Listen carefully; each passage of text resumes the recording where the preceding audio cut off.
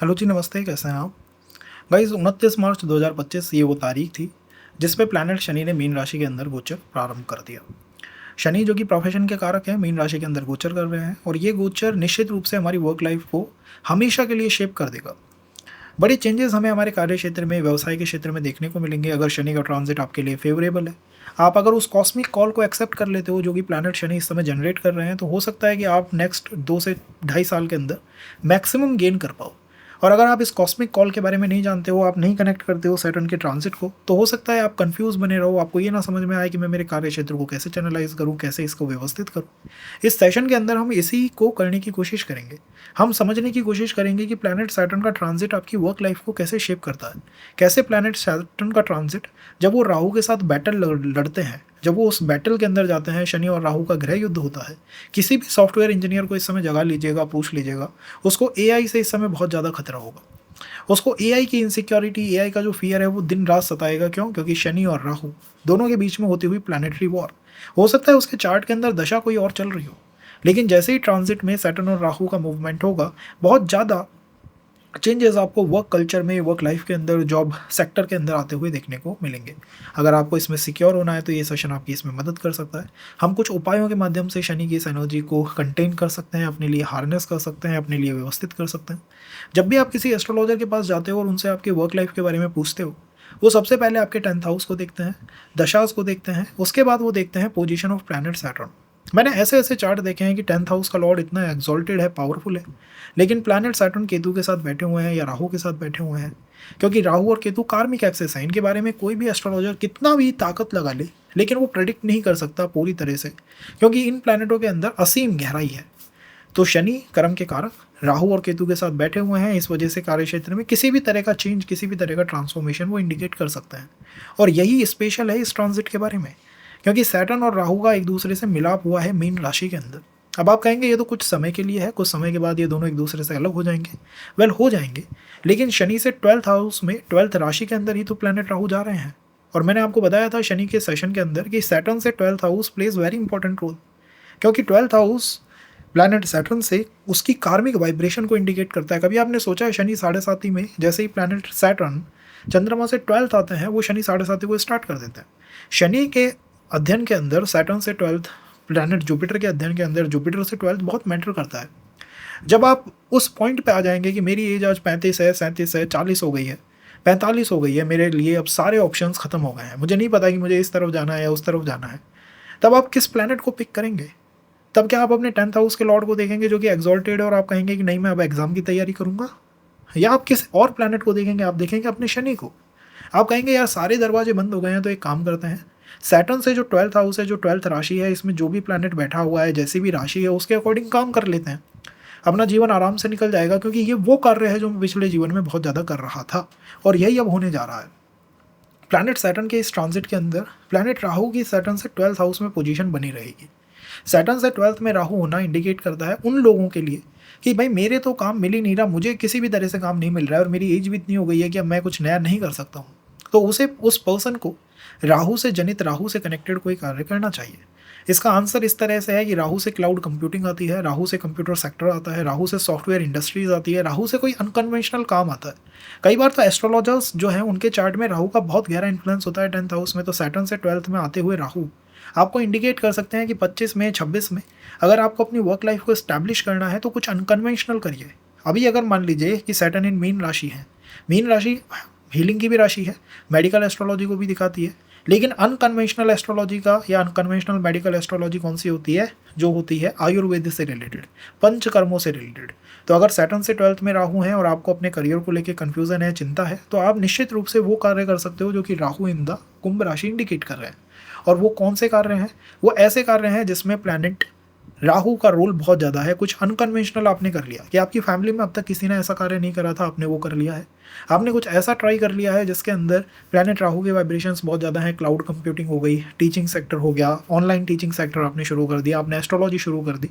तो ऐसा कोई भी कार्य इस ट्रांजिट के अंदर करा जा सकता है। ये उन लोगों के लिए है जिनको कोई नया कार्य नहीं मिल रहा है।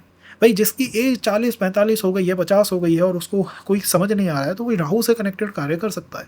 इसी के साथ साथ इस पूरे ट्रांजिट में job insecurity, work life insecurity बहुत ज़्यादा बनी रहेगी। उसके पीछे का रीज़न ये है कि सैटर्न जो है प्लैनेटरी वॉर लड़ते हैं प्लैनेट राहु के साथ। राहु शनि से 12th भी चले जाते हैं, उनकी मूल त्रिकोण राशि के अंदर चले जाते हैं। इसका अर्थ यह है कि राहु जो इल्यूजन के कारक हैं, कन्फ्यूज़न के कारक हैं, उनकी वजह से हमें बहुत ज़्यादा जॉब अनस्टेबिलिटी, जॉब इनसिक्योरिटीज़ का सामना करना पड़ेगा। इसका निदान क्या हो सकता है? या तो आप ऐसा कार्य करिए जो राहु से कनेक्टेड है, जैसे कि आप फॉरेन क्लाइंट्स के साथ कनेक्टेड हैं, फॉरेनर्स के साथ कनेक्टेड हैं, कोई ऐसा कार्य कर रहे हैं जैसे जिसको कोई नया स्टार्टअप आपने स्टार्ट कर दिया, कुछ भी अनकन्वेंशनल, और आप राहु की रेमेडीज़ को साथ साथ करते रहते हैं, आप देवी पूजा साथ साथ करते रहते हैं, तो आप जॉब इनसिक्योरिटीज़ को ईजिली डील अप कर जाओगे। वहीं अगर ऐसा पर्सन है कि साहब ना देवी पूजा करता है ना राहु के कार्य करता है, वो 2 से 2.5 साल जो होंगे उनको वेस्ट करेगा, रोज़ उसको चिंताएं बनी रहेंगी, लेकिन उन चिंताओं का निदान आपको इस तरीके से, इस उपाय से मिल सकता है। अब बात आती है प्लैनेट सैटर्न के मीन राशि के अंदर होने से। तो शनि का मीन राशि के अंदर आना काफ़ी हेल्पफुल उन लोगों के लिए हो सकता है जो कि किसी भी तरह से मेडिकल एग्जाम्स के लिए, मेडिकल व्यवस्था के लिए किसी भी तरह की उन्होंने प्लानिंग लगा रखी है कि यार मुझे तो पीजी निकालना है, मुझे यूजी निकालना है, मुझे नीट निकालना है, मुझे मेडिकल के अंदर अपनी स्थापना कर लेनी है। क्यों? क्योंकि मीन राशि इज़ ऑल अबाउट हीलिंग, ये हीलिंग की राशि है। दूसरी बात है, इसके अंदर जुपिटर बहुत वर्कआउट करते हैं, तो टीचिंग सेक्टर बहुत एक अच्छा सेक्टर इन द फ्यूचर बन के निकलेगा। तो टीचिंग सेक्टर में अगर कोई भी संभावना बनती है तो वहाँ पे आदमी को ट्राई करना चाहिए। एंड इन द थर्ड, कुछ ऐसा कार्य है जिसमें आप अपने फेस को शो करते हो। कोई सोशल मीडिया इन्फ्लुएंसर हो गया, कोई ऐसा पर्सन हो गया जो अपने फेस को शो करके किसी तरह के कंटेंट की मेकिंग कर रहा है। Saturn in Pisces indicate that too. लेकिन इसी राशि के अंदर क्योंकि बुध नीच के होते हैं, तो आप अपने चार्ट में देख लीजिएगा जहाँ पे भी बुध की प्लेसमेंट है उस एरिया को बहुत ज़्यादा डिस्टर्ब मत करिए, क्योंकि शनि मीन राशि के अंदर है, मीन राशि में बुध डेबिलिट करते हैं। अगर आपने अपने चार्ट में देखा कि मेरे चार्ट में बुध जो है वो 5th हाउस या 6th हाउस में आता है, तो कंपटीशन के लिए प्लैनेट सैटर्न की कॉल बहुत अच्छी नहीं है। हो सकता है वो आपको किसी कॉम्पिटिटिव एग्जाम में फंसा के रख दे, हो सकता है वो आपको किसी कॉम्पिटिटिव एग्जाम्स के अंदर पुट करके रख दे कि भाई इसके अंदर बस लगे रहो, व्यवस्थित रहो और यहीं अपनी एनर्जीज़ को इन्वेस्ट करते रहो। ऐसे ऐसे लोग आपने देखे होंगे, यूपीएससी, पीसीएस लिखे जा रहे हैं, 6-6, 10-10 साल हो गए और लिखे जा रहे हैं, उसको कंटिन्यूस रूप से लिखे जा रहे हैं, बट कोई रिजल्ट नहीं है। उसका रीज़न यही है, उन्होंने उस समय एग्ज़ाम की तैयारी शुरू करी होगी जब सैटर्न का किसी तरह का ऐसा ट्रांजिट लगा है। तो आने वाले समय में आपको बहुत लोग ऐसे देखने को मिलेंगे जो कि वापस से उसी तरह के ट्रैप में जा रहे हैं। आपको अपने बुद्धि की भी पोजीशन देखनी चाहिए, ये समझने के लिए कि अगर कोई नया बिजनेस आइडिया मेरे माइंड में आ रहा है, कोई बिजनेस प्लानिंग मेरे माइंड में आ रही है, तो क्या ये मुझे करना चाहिए या नहीं करना चाहिए। In the third, planet Saturn के 3 डिफरेंट एस्पेक्ट हैं। थर्ड एस्पेक्ट है, 7th है और 10th है। Third aspect is all about the skills. ये आपको इनके बारे में बताता है कि आपके पास स्किल्स कौन कौन सी हैं। 7th और 10th इनके कार्य अलग हैं, इनको हम किसी और सेशन में कवर करेंगे। अगर आपको ये सेशन पसंद आता है तो आप इसको लाइक करिए, कमेंट करिए, शेयर, सब्सक्राइब करिए, ताकि इसके नए सेकंड सेशन, थर्ड सेशन को हम लेके आ सकें। तो सैटर्न का third aspect is all about the skill. अब कोई पर्सन होगा वो देखेगा यार सैटर्न मेरे 10th हाउस में आए हैं और वो कई प्लैनेटों का एस्पेक्ट दे रहे हैं, थर्ड एस्पेक्ट उनका कई सारे प्लैनेटों पे जा रहा है। आपको पता है इसका मतलब क्या है? इसका मतलब है कि सैटर्न आपसे कह रहे हैं, शनि देव आपसे कह रहे हैं, ये कॉस्मिक कॉल जनरेट हो रही है और ये कॉस्मिक कॉल आपसे कह रही है कि आपको जाना चाहिए और नई नई स्किल्स को सीखना चाहिए। आप जितनी नई स्किल्स को सीखोगे वो उतनी आपके लिए हेल्पफुल होंगी और आप फ्यूचर में बहुत ज़्यादा जनरेट उनसे कर पाओगे।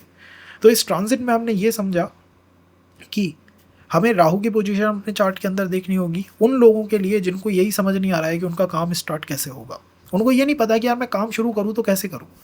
मान लीजिए कोई ऐसा चार्ट है जिसका राहु 4th हाउस में बैठा हुआ है, तो मेरी एडवाइस यही रहेगी 2025 में, 2026 में, कि आप अपनी मदर के साथ संबंधों को बहुत अच्छा रखिए। हो सके तो अपने घर में पूरी व्यवस्था बना के रखिए और कोई काम हो तो वर्क फ्रॉम होम करने की कोशिश करिए, घर से किसी एग्जाम की प्रिपरेशन करिए, आप आराम से उसे क्लियर अप कर जाओगे, क्योंकि राहु इस समय शनि से कनेक्टेड है। हमें वो दिखाई नहीं देगा ना, शनि से 12th हो गए तो हमने सोचेंगे कि भाई अब राहु का तो इन्फ्लुएंस गया, बट ऐसा नहीं है। राहु का इन्फ्लुएंस आएगा, मूल त्रिकोण राशि में गोचर है, बहुत स्ट्रॉन्ग तरीके से आएगा। सेकंड, उन लोगों के लिए जो कि नई नई स्किल्स को सीखना चाहते हैं, कंफ्यूज हैं कि कौन सी स्किल सीखूं, कौन सी नहीं सीखूं, सैटर्न के ट्रांजिट को देखिए, किन किन प्लैनेटों पे उनका थर्ड एस्पेक्ट जा रहा है। अभी हम 12 राशियों की बात करेंगे कि 12 राइजिंग्स के लिए कैसा रहेगा वर्क के लिए, लेकिन आपको ये देखना होगा कि सैटर्न का थर्ड एस्पेक्ट किन किन राशियों के ऊपर जा रहा है। जिन जिन पे जा रहा है उनसे रिलेटेड कार्यों को इस समय स्टार्ट किया जा सकता है, उनसे रिलेटेड एजुकेशन शुरू की जा सकती है। मान लीजिए किसी का चंद्रमा है, शनि ने थर्ड एस्पेक्ट चंद्रमा को दे दिया, ये पर्सन बहुत अच्छा कर सकता है साइकोलॉजी से रिलेटेड किसी भी एग्जाम में, साइकोलॉजी से रिलेटेड किसी भी स्टडीज़ में ये बहुत अच्छा कर सकता है। मान लीजिए आपका बुध है, शनि ट्रांजिट से थर्ड एस्पेक्ट उसे दे रहे हैं, मतलब आपका बुध जो है वो किस राशि के अंदर आ गया? टॉरस के अंदर। भाई टॉरस में इस समय जो भी प्लैनेट होगा उस पर शनि का थर्ड एस्पेक्ट जाएगा, मेन राशि में ट्रांजिट है। अगर शनि का थर्ड एस्पेक्ट बुध पे आ गया तो बुध क्या है, बिजनेस है। तो बात क्या बनती है कि भाई बिजनेस के अंदर आप जाइए, मतलब बिजनेस स्टडीज कर लीजिए, बिजनेस अब आपकी स्किल बन गया है। सैटर्न का third aspect is all about the skill. तो इस ट्रांजिट में सैटर्न का थर्ड एस्पेक्ट किस हाउस पे है, किस राशि पे है, उससे रिलेटेड आप स्किल को आराम से एक्वायर कर सकते हो, प्राप्त कर सकते हो। अब हम जनरल प्रेडिक्शन पॉइंट की बात करें तो आपको ये देखना होगा कि आपके चार्ट में शनि किन किन प्लैनेटों से कनेक्ट हो रहे हैं। मान लीजिए आपके चार्ट में सैटर्न जो है वो केतु से कनेक्ट होने जा रहे हैं, कि शनि का ट्रांजिट केतु के ऊपर हो रहा है। अब ये क्या इंडिकेट करता है, ये वर्क लाइफ में एक तरह की इनसिक्योरिटी को इंडिकेट करता है। केतु एक ऐसे प्लैनेट है जो पास्ट वर्ल्ड से कनेक्टेड है, पास्ट की दुनिया से, पिछले जीवनों से कनेक्टेड है। तो वो आपको ऐसे काम कराते हैं जैसे आयुर्वेद में ले जाएंगे, एस्ट्रोलॉजी में ले जाएंगे, आपको किसी भी तरह के मेडिकल सिस्टम के अंदर ले जाएंगे, या फिर आपको किसी तरह के स्किल के वर्क में ले जाएंगे। काफ़ी मैकेनिकल इंजीनियर्स के चार्ट में आपको केतु प्रोमिनेंट मिलेगा in the 10th house. Saturn 10th house में या किसी भी हाउस में आपके चार्ट में जहाँ पे भी सैटर्न का ट्रांजिट हो रहा है, अगर वो केतु से कनेक्टेड हो गए तो Ketu is all about the past. तो पर्सन इनसिक्योर रहेगा, जॉब में कुछ चेंजेस उसको आएंगे जैसे ही प्लैनेट केतु और शनि की डिग्री क्लोज आएगी, और पर्सन को ऐसे कामों की तरफ इंटरेस्ट आएगा जो कि एस्ट्रोलॉजी, हीलिंग, इनसे रिलेटेड है, पास्ट से रिलेटेड है।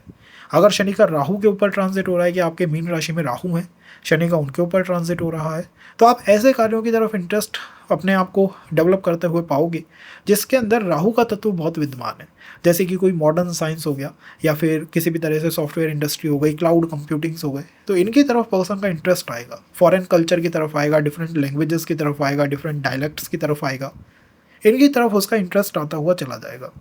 वहीं अगर चंद्रमा के ऊपर ट्रांजिट हो गया, जो शनि साढ़े साथी है, कि साहब सैटर्न मून के ऊपर से ट्रांजिट कर रहे हैं, तो मून आपकी हीलिंग है, आपके इमोशंस है। आप ऐसे कार्य की तरफ अपने आप को इंटरेस्ट करते हुए पाओगे, घूमते हुए जाओगे, जिसके अंदर मून की ऊर्जा सबसे स्ट्रांगली वर्कआउट करती है। जैसे हीलिंग हो गया, मेडिकल सिस्टम हो गया, टैरो रीडिंग हो गया, एस्ट्रोलॉजी हो गया, कोई भी ऐसा कार्य जिसमें चंद्रमा का प्रभाव बहुत है। साइकोलॉजी हो गया, लोगों की साइकोलॉजी को समझने की इच्छा बहुत तीव्र हो जाती है जैसे ही शनि साढ़े साथी चलती है। हर शनि साढ़े साथी का पर्सन आपको कहता हुआ मिलेगा कि भाई दुनिया जो है बेकार है, हर इंसान का मैंने बहुत करा लेकिन वो मेरे को छोड़ के चला गया। क्यों? क्योंकि चंद्रमा इज अबाउट द जनता, संसार। तो वो जनता से रिलेटेड साइकोलॉजी उसकी डेवलप होने लग गई। ऐसी स्टडीज़ अगर आप करते हो तो आपके लिए बहुत अच्छा रह सकता है। तो सैटर्न का third aspect is about the skill. Saturn जिस राशि में ट्रांजिट कर रहे हैं उसके बारे में हम डिस्कस करेंगे, और सैटर्न किस प्लैनेट के ऊपर ट्रांजिट कर रहे हैं ये आपको देखना चाहिए। अगर आपके शनि मान लीजिए सूर्य पे ट्रांजिट कर रहे हैं तो सरकारी सेवा के लिए बहुत अच्छा है। मंगल पे ट्रांजिट कर रहे हैं तो सरकारी सेवा के लिए, जुपिटर पे ट्रांजिट है तो भी सरकारी सेवा के लिए बहुत अच्छा है। आप उसकी प्रिपरेशन को स्टार्ट कर सकते हो।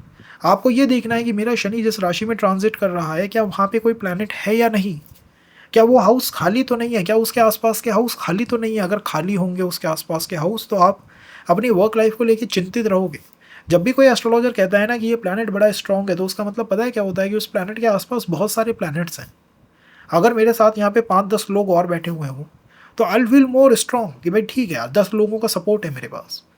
तो अगर प्लैनेट के आसपास प्लैनेट्स हैं, मतलब मीन राशि के आसपास आपके बहुत सारे प्लैनेट्स हैं, मेष में अच्छे प्लैनेट्स हैं, टॉरस में हैं, पाइसिस में है, एक्वेरियस में है, तो आप ये मानिए कि आप अपनी वर्क लाइफ को लेकर संतुष्ट भी रहोगे और सिक्योर भी रहोगे। और अगर प्लैनेट्स नहीं है तो फ्यूचर को लेकर बहुत चिंताएं आपको इस ट्रांजिट के अंदर देखने को मिलेगी। तो ये एक बेसिक ग्लिम्स हुआ। अगर आप इसको लाइक शेयर करते हो तो और प्रिडिक्शन पॉइंट्स हैं जैसे हम शेयर करेंगे about the transit of planet Saturn, work life से इसे कैसे कनेक्ट करें। अब देखते हैं 12 राइजिंग के लिए ये कैसे हो सकता है। तो फॉर द मेष राइजिंग, प्लैनेट सैटर्न का ट्रांजिट कहाँ पे होगा? आपके 12th हाउस के अंदर होगा। Saturn in the 12th house work life के लिए कैसे हैं? 12th house is all about let go. ये लेट गो के कॉन्सेप्ट के ऊपर बहुत वर्क करता है। ये कहता है जो मिला वो मिला, जो नहीं मिला उसको जाने दो। तो ये तो शनि की अप्रोच हो गई है। कहीं ना कहीं वो किसी नए कार्य को स्टार्ट करने की कोशिश कर रहे हैं। वो कह रहे हैं कि भाई कुछ नया स्टार्ट करते हैं। अगर पुराने में ग्रोथ नहीं मिलती है, पुराने काम के अंदर अगर ग्रोथ उस तरह की नहीं मिल रही है जिस तरह की डिमांडेड है, तो किसी नए काम की तरफ हम अप्रोच लगाते हैं, नए काम की तरफ चलना शुरू करते हैं। ये शनि की बेसिक यहाँ पे अप्रोच है। आई थिंक आप इस ट्रांजिट में काफ़ी स्किल्स को प्राप्त कर सकते हो रिलेटेड टू फाइनेंसेस, पैसों से रिलेटेड, फैमिली से रिलेटेड, साइकोलॉजी से रिलेटेड, या कोई भी ऐसी स्किल हो गई जो कि सेकंड हाउस से रिलेट करती है, फूड इंडस्ट्री से। अगर कोई मुझसे कहे मेष लगन का पर्सन अबाउट द बिजनेस, तो आई डेफिनेटली विल फील कि भाई फूड इंडस्ट्री, फाइनेंस इंडस्ट्री, इनसे लिंकअप कोई ना कोई कार्य करने की इस पर्सन को तीव्र इच्छा इस ट्रांजिट में आ सकती है, क्योंकि ये सैटर्न का transit in the 12th house हो रहा है। 12th हाउस कैसा हाउस है? शुक्र यहाँ एग्जॉल्ट करते हैं, जुपिटर का हाउस है। तो आपको लोगों को बहुत ज़्यादा ज्ञान देने की इच्छा होगी। इवन जॉब के लिए कोई ग्रूमिंग इंडस्ट्री डाल सकते हो अगर बिजनेस की बात करूँ तो। और अगर जॉब सेक्टर की बात करूँ तो फॉरेन से आती हुई अपॉर्चुनिटीज़ दिखाई देती हैं। हाँ, कॉम्पिटिटिव सेक्टर की तरफ आपको नहीं जाना चाहिए, कॉम्पिटिशन्स की तरफ आपको नहीं जाना चाहिए, कॉम्पिटिटिव एग्जाम्स के लिए प्रिपेयर करने में थोड़ा ध्यान रखना चाहिए। अगर चार्ट में और प्लैनेटों की अलाइनमेंट अच्छी है तभी ये सेक्टर आपके लिए है, अदरवाइज इस सेक्टर को अवॉइड करें तो आई थिंक ज़्यादा आप सिक्योर रहेंगे, क्योंकि सैटर्न से 7th एस्पेक्ट कुछ और बताता है, 10th एस्पेक्ट कुछ और बताता है। उन सबको हम इस सेशन के अंदर कवर अप नहीं कर सकते, बट अगर आप इसे लाइक शेयर करते हो, अगर आप हमें बताते हो कि yes we are feeling connected and we want more session about it, then definitely हम उसको सेकंड और थर्ड सेशन के अंदर कवर अप करेंगे। क्योंकि शनि मीन राशि के अंदर बैठ के नीच की तरफ जा रहे हैं, मेष की तरफ ट्रांजिट करेंगे, तो आई डेफिनेटली फील कि ये जो मेष राशि है आपकी लगन के अंदर आती है, वर्क लाइफ या किसी भी कार्य के फ्यूचर को लेके तो आप सिक्योर नहीं रहोगे। आपको ये फील होगा कि सारी रिस्पॉन्सिबिलिटीज़ एट द एंड मेरे ही कंधों पे आ जाएंगी। कई बार ये पर्सन को डर लगता है, क्योंकि लगन की तरफ शनि का ट्रांजिट होगा नेक्स्ट, तो वो इसी डर में लगा रहेगा कि भाई कहीं मेरे ऊपर रिस्पॉन्सिबिलिटीज़ ना आ जाए, मेरे ऊपर ये ना हो जाए, वो ना हो जाए। और जो मैंने आपको प्लैनेट बताया था कि शनि से 12th में इस समय राहु है, भाई राहु आपके एक्वेरियस में है, आपके 11th हाउस में है। 11th house is all about your gain, financial institute को दिखाता है। तो मुझे जहाँ तक लगता है कि फाइनेंशियल इंस्टीट्यूशन से, या फिर अगर आपके कोई फ्रेंड सर्कल आपके साथ मिलकर किसी तरह के वर्क को करना चाहते हैं, तो इन दोनों से बहुत अच्छी गेन, बहुत अच्छी ग्रोथ आपको एज अ पर्सन देखने को मिल सकती है। तो मेडिकल सेक्टर को मैं एक हेल्पफुल सेक्टर मानता हूँ यहाँ पे, इंश्योरेंस सेक्टर को अच्छा एक सेक्टर मानता हूँ, और इस ट्रांजिट में जस्ट ये कॉम्पिटिटिव एग्जाम का जो फियर है वो कहीं ना कहीं लगा हुआ है। अगर हम बात करें टॉरस राइजिंग की, तो टॉरस के लिए शनि का ट्रांजिट होने जा रहा है in the 11th house. Saturn का ट्रांजिट 11th हाउस में काफ़ी हेल्पफुल होता है। सैटर्न का ये मेन प्लेस है, आप ये मान के चलिए कि सैटर्न अब अपने मेन प्लेस पे आ गए हैं। वो कहेंगे कि भाई कार्य तो मैं बताऊंगा किस तरह से होंगे। और 11th हाउस कैसा हाउस है? 11th हाउस फ्रेंड सर्कल का है, सोशल मीडिया का है, इन्फ्लुएंस करने का है, लोगों को आप इन्फ्लुएंस करते हो 11th हाउस से, उसके ऊपर शनि का प्रभाव है। तो निश्चित रूप से आप इस ट्रांजिट में अपने आप को एज ए इन्फ्लुएंसर बनता हुआ पाओगे कि यार मैं अब लोगों को इन्फ्लुएंस करने लगा हूँ, मैं लोगों को डायरेक्शन दिखाने की कोशिश करूँगा। कौन से सेक्टर्स अच्छे हो सकते हैं? आई डेफिनेटली फील कि सैटर्न और राहु का अभी तो फाइट आपके 11th हाउस के अंदर लगा हुआ है, जो कि ठीक नहीं है। तो month of April, month of May, ये थोड़े से टफ टाइम निकलेगा अबाउट द वर्क, फाइनेंस के लिए, फाइनेंस सेक्टर के लिए, या फिर आप सोशल मीडिया पे हो तो वहाँ पे ये टफ टाइम निकलेगा। लेकिन सैटर्न के अगर आप ट्रांजिट को देखोगे ना लॉन्ग स्ट्रेच में, तो सैटर्न से 12th हाउस में, मतलब आपके 10th हाउस के अंदर राहु का ट्रांजिट होने वाला है। तो कन्फ्यूज़ होने की आवश्यकता नहीं है, आप ये समझिए कि राहु का बहुत सपोर्ट आपके शनि को मिलेगा। तो कोई भी ऐसा सेक्टर जो कि क्लाउड कंप्यूटिंग, मॉडर्न साइंस, इनसे लिंकअप होता हुआ है, उसके अंदर आप अपने आप को ट्राई कर सकते हो, काफ़ी हेल्प आपको मिलेगी। Even foreign country, foreign house, इनके साथ अगर आप कनेक्टेड रहते हो तो हेल्प मिल सकती है, और अनकन्वेंशनल काम करने से आपको हेल्प मिलेगी। तो एस्ट्रोलॉजी के अंदर आपको बहुत लोग जाते हुए देखने को मिलेंगे टॉरस राइजिंग के। टैरो रीडिंग, एस्ट्रोलॉजी, कोई भी ऐसा कार्य जो अनकन्वेंशनल है कि आपकी फैमिली में किसी पर्सन ने उसको ट्राई नहीं करा। आपको पता है Rahu in the 10th house किस तरह के कार्य को दिखाता है? राहु एक्सपेंशन का कारक है, एक से अधिक ग्रोथ रखता है, तो ये मल्टीपल वर्क्स को दिखाता है। एंड आई स्ट्रांगली फील कि टॉरस राइजिंग के पर्सन जो है मल्टीपल कार्य करने जा रहे हैं, एक से अधिक कार्य करने जा रहे हैं। अब किस तरह का कार्य आप करेंगे, आपको अपने चार्ट में राहु को देखना होगा कि राहु किस राशि में है। मान लीजिए कोई ऐसा पर्सन है जिसका राहु लियो में है, लियो इज ऑल अबाउट सरकार, तो हो सकता है कॉम्पिटिटिव एग्जाम या सरकार से किसी तरह के लिंकअप की पर्सन कोशिश करे। तो आपको उस राहु को भी देखना होगा कि वो कहाँ पे बैठा हुआ है। लेकिन ये उन लोगों के लिए जिनका कार्य बिल्कुल भी स्थिर नहीं है, जिनके कार्य में बहुत ज़्यादा समस्याएं हैं, बहुत ज़्यादा प्रॉब्लम्स हैं, तो यह राहु का ट्रांजिट आपके लिए बहुत हेल्पफुल होने वाला है।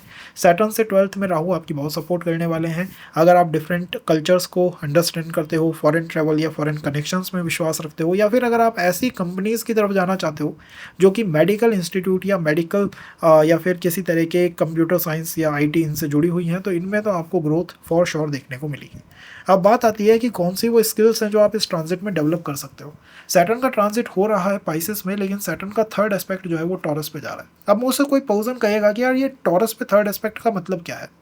Third aspect is all about the skills, कि ये स्किल्स हैं जो आप इस ट्रांजिट के अंदर प्राप्त कर सकते हो। टॉरस में वो जा रहा है, टॉरस कहाँ है? आपकी लगन के अंदर है। तो लगन is all about your personality. सबसे पहले तो अपनी हेल्थ पे, अपनी बॉडी पे, अपनी फिजिक पे वर्क करना आपको शुरू कर देना चाहिए। अगर किसी पर्सन की, टॉरस राइजिंग के पर्सन की हेल्थ बिल्कुल ठीक नहीं है, या हेल्थ में अप एंड डाउन आते रहते हैं, तो उस पर्सन को इस ट्रांजिट का लाभ नहीं मिलेगा। सैटर्न ने कहा है कि भाई अपनी हेल्थ को सबसे पहले फिक्स करो, अपनी बॉडी अपनी बॉडी को सबसे पहले फिक्स करो। This is the primary call of planet Saturn. In the second call I think Taurus sign का लगन में आना इंडिकेट करता है किसी भी तरह के स्टेटस ओरिएंटेड काम को करने से, सूर्य से रिलेटेड काम को करने से। तो अगर कोई गवर्नमेंट जॉब की प्रिपरेशन कर रहा है तो वो बहुत सही कर रहा है, क्योंकि सैटर्न इन पाइसेस इंडिकेट कर रहे हैं इस बात को। इसी के साथ साथ सैटर्न इन पाइसेस इंडिकेट कर रहे हैं मेडिकल सेक्टर को, और आपके लिए स्पेशली इंडिकेट कर रहे हैं फाइनेंस के सेक्टर को। तो मेडिकल, फाइनेंस, इंश्योरेंस सेक्टर्स, ये कुछ अच्छे सेक्टर्स हैं। और अगर आपका काम बिल्कुल नहीं चल रहा है, प्रॉब्लम्स है, तो फिर आप राहु को पिक कर लीजिए, अपने चार्ट में राहु को देख लीजिए, जहाँ पे राहु बैठे हुए हैं, जिस राशि के अंदर वो हैं, उससे रिलेटेड काम करोगे तो 2025-26 में कोई भी प्रॉब्लम्स का सामना आपको नहीं करना पड़ेगा। अगर हम बात करें मिथुन लगन की कि मिथुन के लिए क्या हो सकता है, तो फॉर द मिथुन लगन ये ट्रांजिट हो रहा है आपके 10th हाउस में। अब आप सोचिए कि 10th house the house of profession, Saturn the Lord of profession, दोनों का इस तरह का कनेक्शन। इसका अर्थ है कि 2025-2026 के लिए मेन थीम जो है वो प्रोफेशन बना है, वर्क एक मेन थीम बन के निकला है। सैटर्न जब 10th हाउस में ट्रांसिट करेंगे, जॉब की तरफ आपको ले जाना चाहेंगे, लेकिन आप भी एक्सपेंड करना चाहोगे, क्योंकि प्लैनेट राहु भाग्य के प्लैनेट या ग्रोथ के प्लैनेट, एक्सपेंशन के प्लैनेट कहाँ पे ट्रांसिट कर रहे हैं, आपके 9th हाउस में। 9th हाउस भाग्य का हाउस है। तो आप चाहोगे यार मैं एक से अधिक कार्य करूँ। नवम भाव से अध्यात्म आता है, तो स्पिरिचुअलिटी से रिलेटेड कार्य हो सकते हैं, एस्ट्रोलॉजी से रिलेटेड कार्य हो सकते हैं, कोई ऐसा कार्य हो सकता है जो कि 9th हाउस से आता है, जैसे ट्रैवल एंड टूरिज्म। उन कार्यों के अंदर पर्सन जा सकता है। कोई ऐसे कार्य की तरफ आप जा सकते हो जो नवम भाव से कनेक्ट करता है। 9th हाउस ट्रैवल टूरिज्म के साथ साथ आपसे ऐसे कार्य कराता है जो एजुकेशन सेक्टर्स हैं। तो अगर कोई पर्सन जेमिनी राइजिंग का आके मुझसे कहे कि मेरे पास 40-45 साल की एज है और मुझे नहीं पता मुझे क्या करना है, तो आई डेफिनेटली फील कि आपको इस राहु से रिलेटेड कार्यों को करना चाहिए। अपने चार्ट में देख लीजिए आपका राहु कहाँ पे बैठा हुआ है, आपको वहाँ से पता लग जाएगा कि यार ये कार्य और मैं कर सकता हूँ, और इस ट्रांजिट में आप काफ़ी गेन कर सकते हो। रिमेंबर दिस पॉइंट, ये ट्रांजिट आपके लिए one of the best transit बन के निकल सकता है। अब कौन सी वो स्किल है जो आप इस ट्रांजिट से प्राप्त कर सकते हो। सैटर्न का थर्ड एस्पेक्ट कहाँ पे जा रहा है, 12th हाउस में। 12th हाउस की तरफ आपका थर्ड एस्पेक्ट लग रहा है शनि का, 10th में ट्रांजिट है, 12th को देख रहे हैं। तो 12th से लिंकअप कोई भी नई स्किल प्राप्त करी जा सकती है।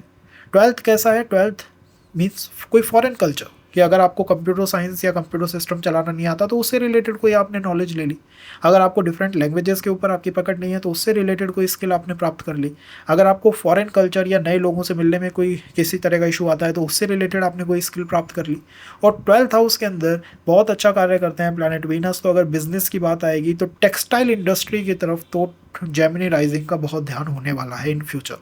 शुरू के प्रेडिक्शन पॉइंटों को देखिएगा, नहीं देखेंगे आप तो 2025, 26, 27 में आके इस सेशन को एक बार देखना पड़ेगा। मैं ये मानता हूँ कि अगर आपको इस सेशन से किसी भी तरह का कनेक्शन या कुछ फील हुआ है तो आप एक बार लाइक करिए, शेयर करिए, ताकि हम 7th एस्पेक्ट, 10th एस्पेक्ट ये भी आपको बता सके कि आपका कार्य कौन सा वो प्लैनेट है जो शेप करेगा, कौन से वो आउटर एक्सपीरियंसेस हैं या आउटर सर्कमस्टांसेस हैं जिनका आपको ध्यान रखना चाहिए।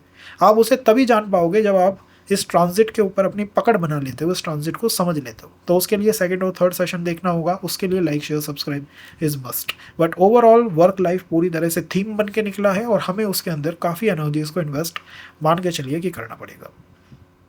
अगर हम बात करें कर्क राइजिंग की, तो कर्क राइजिंग के लिए ये 9th हाउस में होने वाला ट्रांजिट है। 9th हाउस में शनि का आना, 9th house is the house of भाग्य, एंड कर्क के लिए Shani is house Lord of profession.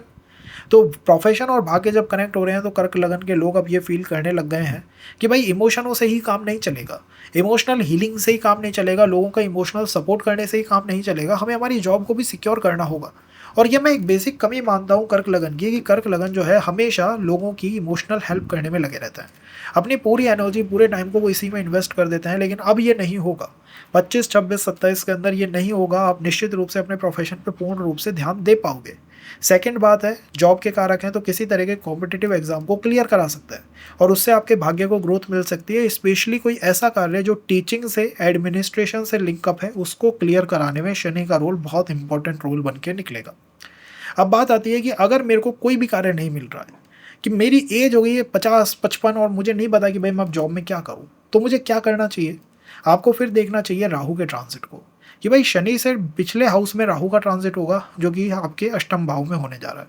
तो मैं मानता हूँ कि जिन लोगों को कोई भी काम नहीं बन रहा है, उन्हें किसी तरह के रिसर्च ओरिएंटेड काम में, कोई ऐसा कार्य जिसमें एस्ट्रोलॉजी, जिसके अंदर गूढ़ साइंस हो गया, जिसके अंदर ऑकल्ट की बातें हो गई, जिसके अंदर टैरो रीडिंग आ गई, इनके अंदर चले जाना चाहिए।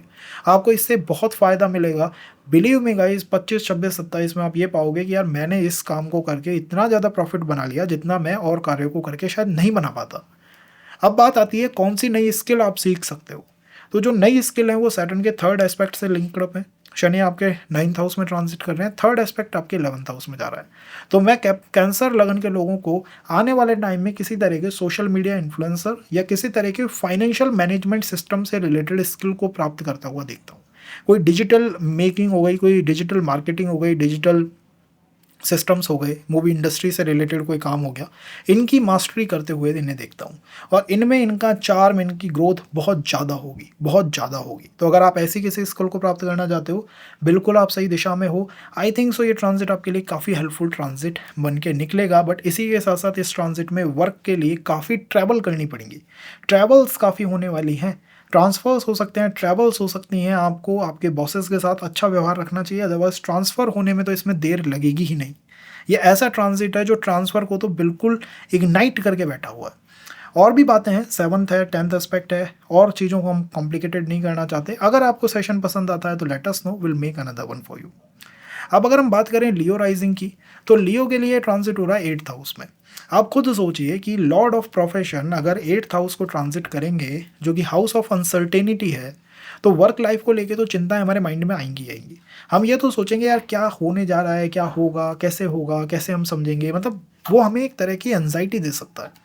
तो मैं लियो राइजिंग के लिए ये मानता हूँ कि इन्हें जल्दी से जल्दी अपने कार्य क्षेत्र को स्थिर कर लेना चाहिए और सब चीज़ों को छोड़ के अपनी वर्क लाइफ को स्थिर कर लें। अदरवाइज़ आपको ये फियर, ये इनसिक्योरिटी, ये इश्यूज़, ये चैलेंजेस, ये एनजाइटी काफ़ी फील होगी लिंक्ड टू योर प्रोफेशन।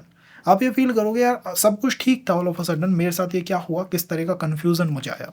लेकिन इसी के साथ साथ 8th हाउस हेल्पफुल भी होता है। हेल्पफुल इन द मैटर्स है कि 8th हाउस आपको ये बताता है कि इस हाउस से आप किसी भी तरह से ट्रांसफॉर्मेशन ला सकते हो, बड़ी ग्रोथ प्राप्त कर सकते हो। तो अगर कोई पर्सन है और मुझसे आके कहे कि मुझे बहुत ज़्यादा ग्रोथ प्राप्त करनी है, एक्सपेंशन चाहिए, all of a sudden growth चाहिए, ओवरनाइट सक्सेस चाहिए, तो उसके लिए ट्रांजिट बहुत हेल्पफुल है।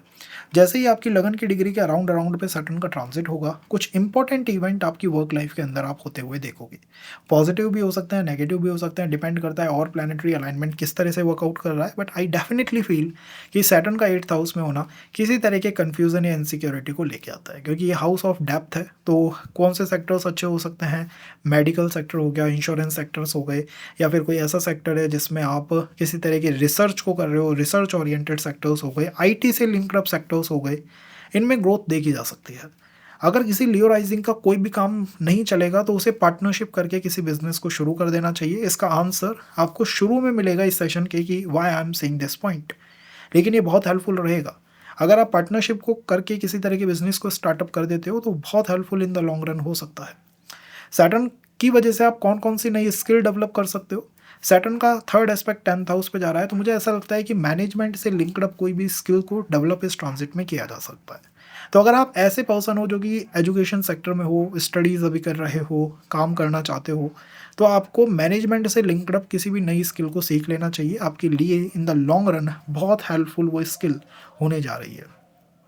तो this is for Leo rising. I think हम 7th और 10th एस्पेक्ट को, राहु को, in the next session cover up करेंगे। अगर आप कहते हैं कि हाँ हमें ये सेशंस चाहिए ताकि हम एक क्लियर पिक्चर बना सके कि मुझे क्या क्या काम है जो करने चाहिए।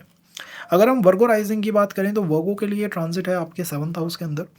आप ये मानिए कि 7th house is the house of partnership. ठीक है, उसकी मूल भावना क्या होती है, ये आओ पार्टनरशिप कर लें। सैटर्न कर्म के कारक हैं, लॉर्ड ऑफ प्रोफेशन है। जब वो 7th हाउस को ट्रांजिट करेंगे जो कि हाउस ऑफ पार्टनरशिप है, तो वो निश्चित रूप से पार्टनरशिप करना चाहेंगे। वो ये कहेंगे कि भाई मुझे अपने वर्क से, अपने कार्य से एक तरह की पार्टनरशिप करनी है। वर्गो राइजिंग को ये भी लग सकता है कि मेरा अब तक सपोर्ट किसी और ने करा ही नहीं, मुझे केवल अपने कार्य के ऊपर एट द एंड डिपेंड होना पड़ा, तो क्यों ना मैं अपने कार्य से ही किसी तरह की पार्टनरशिप कर लूँ। और लॉन्ग रन में आई थिंक वर्गो राइजिंग इस ट्रांजिट से बहुत कुछ गेन करेंगे, क्योंकि 7th हाउस में एक तो सैटर्न के पास दिग्बल होता है, सेकंड उनके पास यहाँ पे एग्जॉल्शन होता है। तो आपकी लाइफ को शेप देने का मेन कार्य करेगी जॉब, कार्य मतलब जॉब आपकी लाइफ के लिए एक लाइफ शेपिंग कार्य है। मतलब जॉब वर्सेस बिजनेस में I think job is the prominent thing है। हाँ, केवल जब जब शनि रेट्रोग्रेड होंगे तो बिज़नेस की कुछ संभावनाएँ आपके लिए आ सकती हैं। जैसे ही शनि रेट्रोग्रेड मान लीजिए जुलाई में होंगे, तो जुलाई टू नवंबर वर्गो राइज़िंग के लोग जो है बिज़नेस की तरफ इंटरेस्ट रख सकते हैं अपना। अब अगर हम आगे बात करें, तो सैटर्न का ट्रांज़िट इन 7th हाउस ऐसे सेक्टर्स को इंडिकेट करता है जिसमें आपको किसी तरह की पार्टनरशिप करनी पड़ेगी।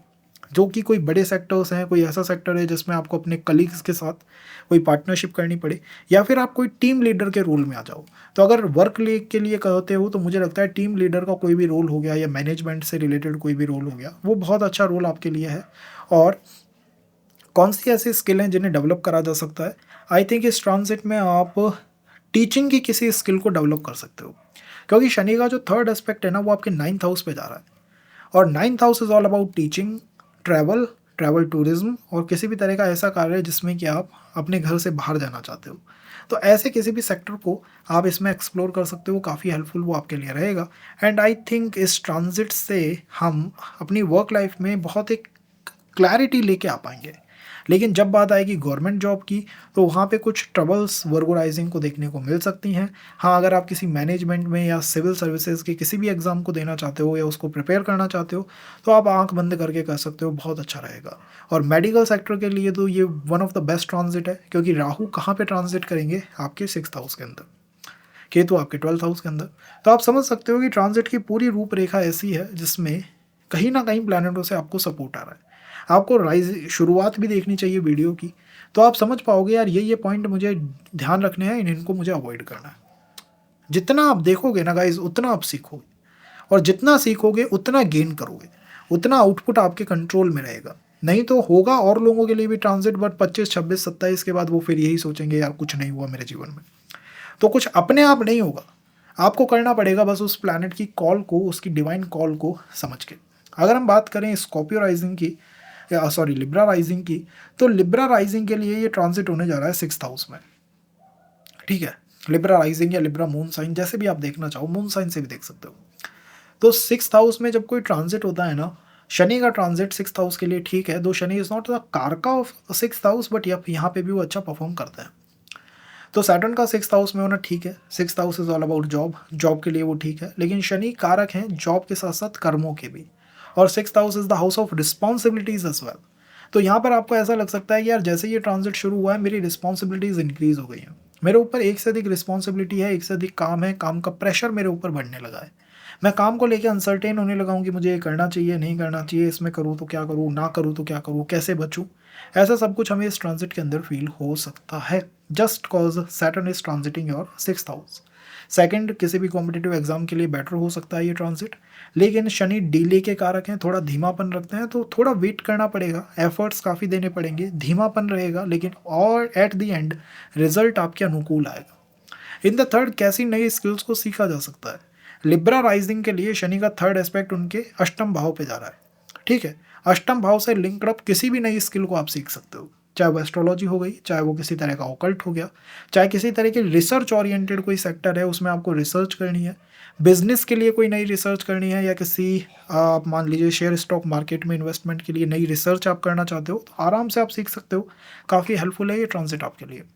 और सैटर्न का ओवरऑल जो ये पिक्चर बनी है, ओवरऑल जो ये कॉल बनी है, मुझे ऐसा लगता है कि ये जॉब के लिए बहुत ज़्यादा है।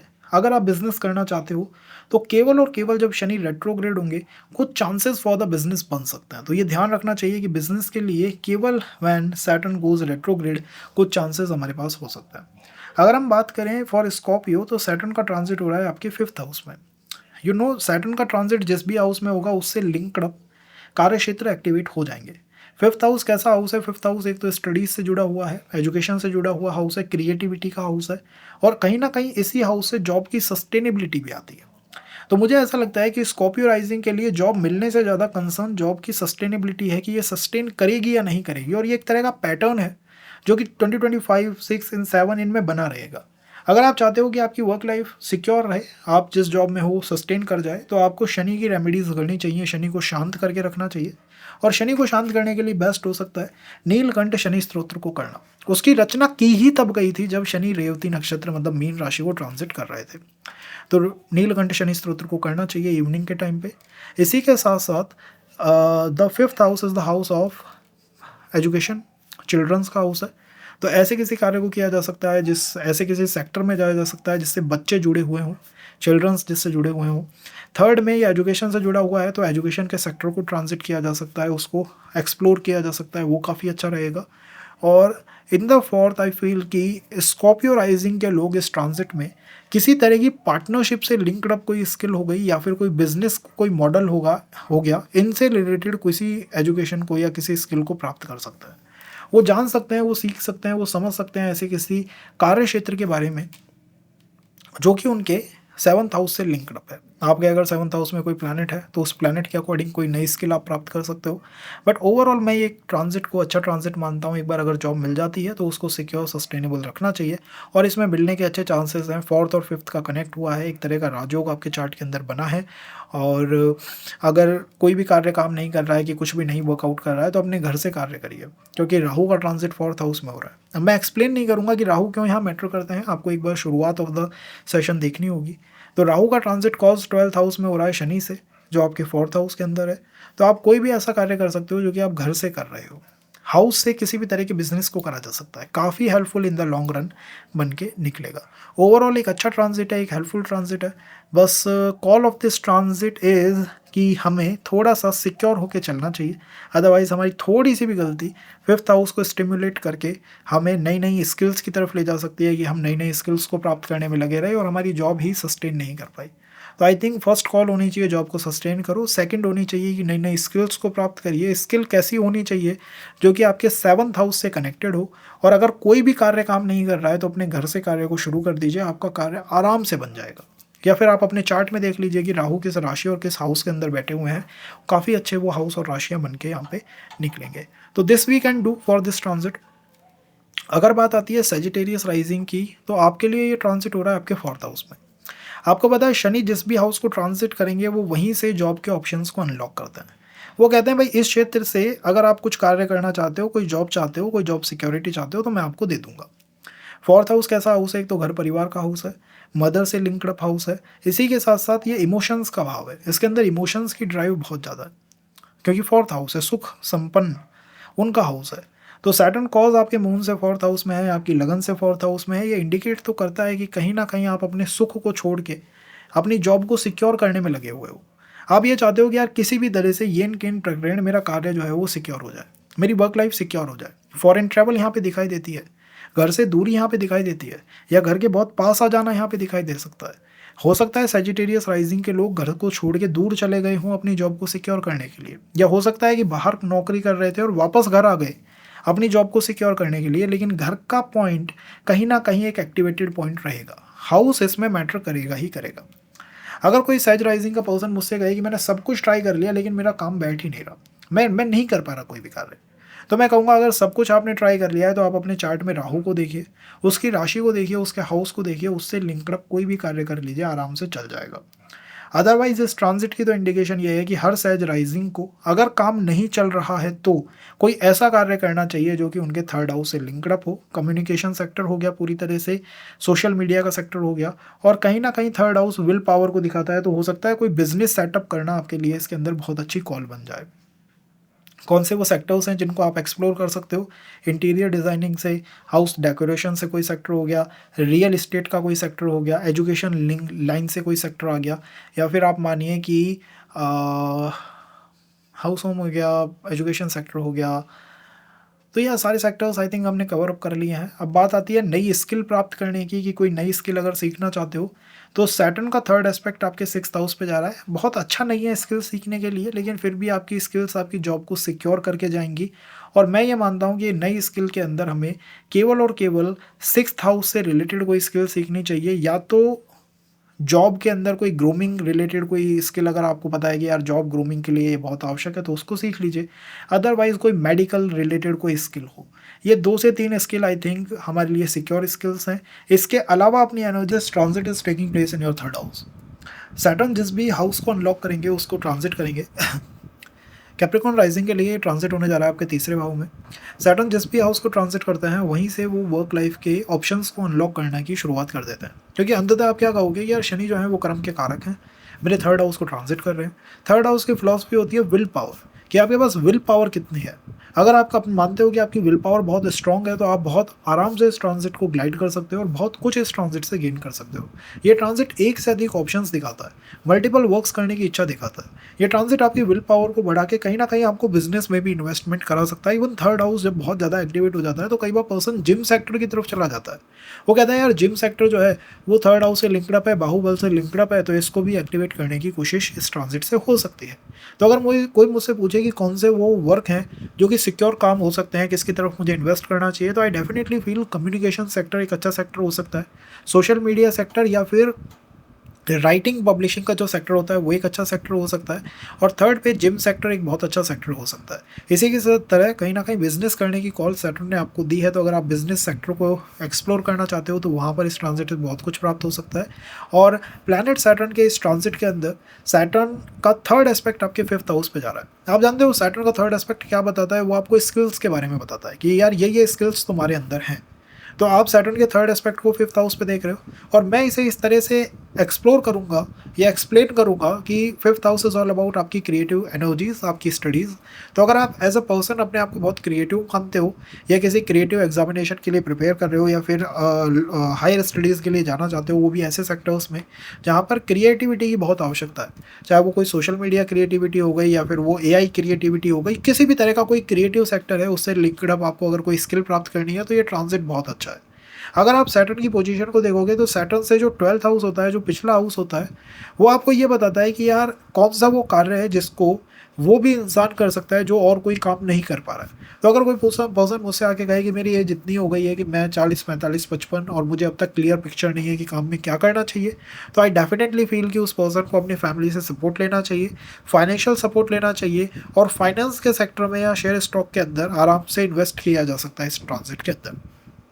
कैप्रिकॉर्न राइजिंग के लिए तो बहुत अच्छा भी हो सकता है अगर वो शेयर स्टॉक के काम के अंदर अपनी स्किल्स को डेवलप करना शुरू कर दें।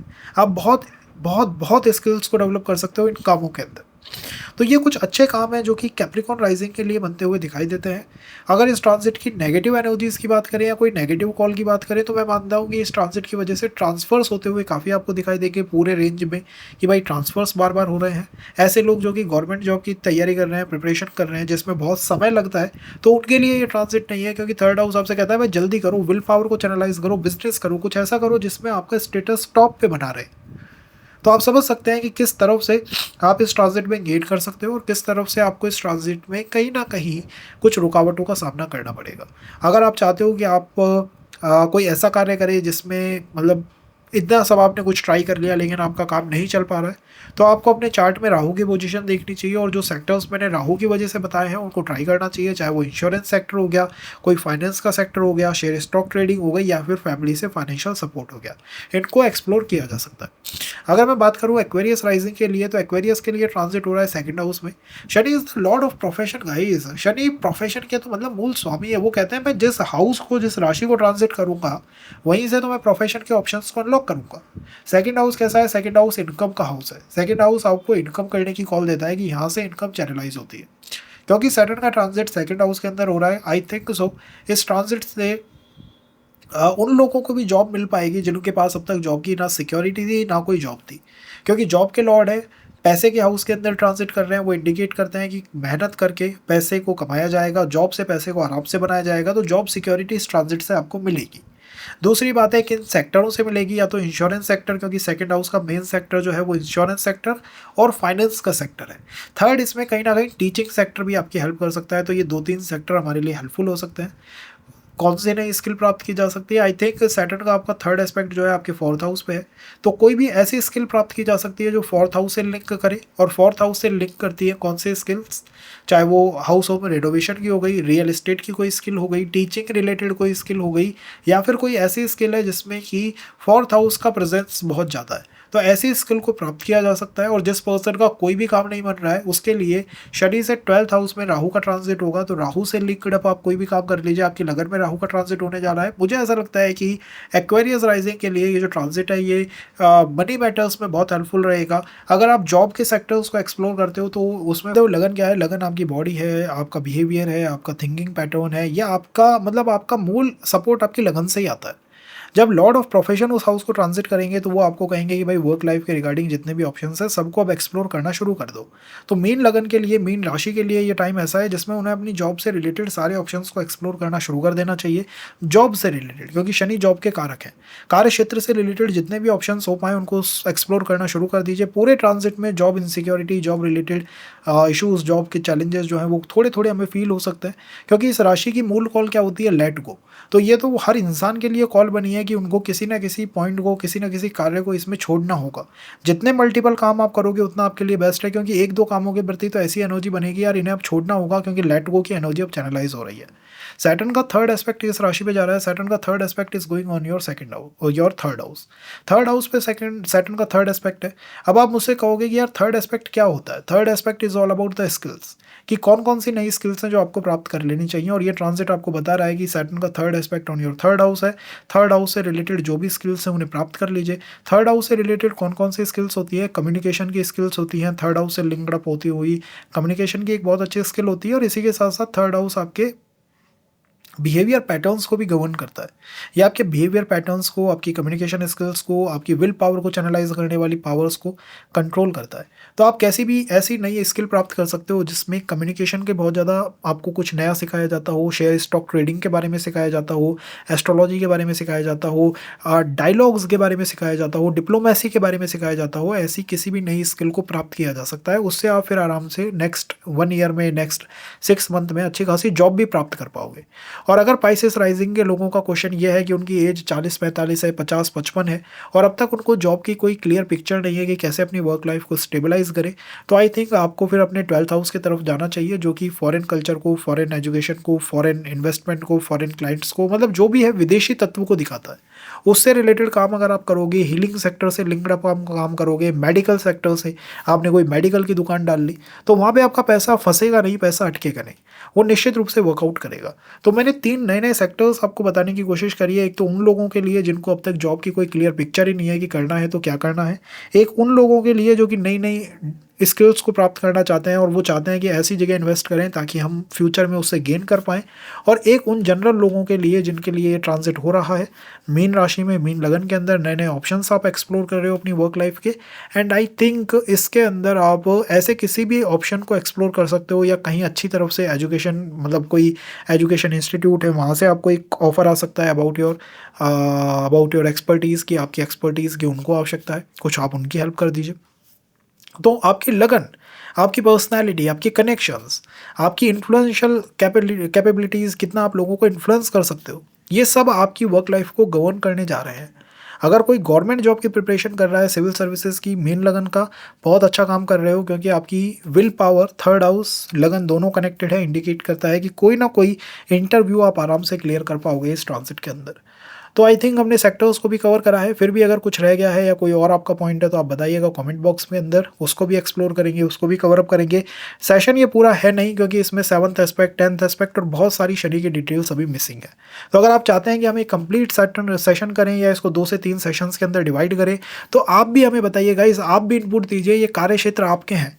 अगर आपको आपकी जॉब के बारे में सिक्योर नहीं होना है, अगर आपको आपकी जॉब के बारे में नहीं पता करना है, तो फिर हम भी उसको नहीं करेंगे। अगर आप चाहते हैं कि आपकी जॉब कैसे चलेगी, आपकी वर्क लाइफ में आप क्या करें, कहाँ इन्वेस्ट करें, कहाँ नहीं करें, तो जस्ट एक कमेंट करिए, इतना सा तो कार्य करिए, फिर हम वापस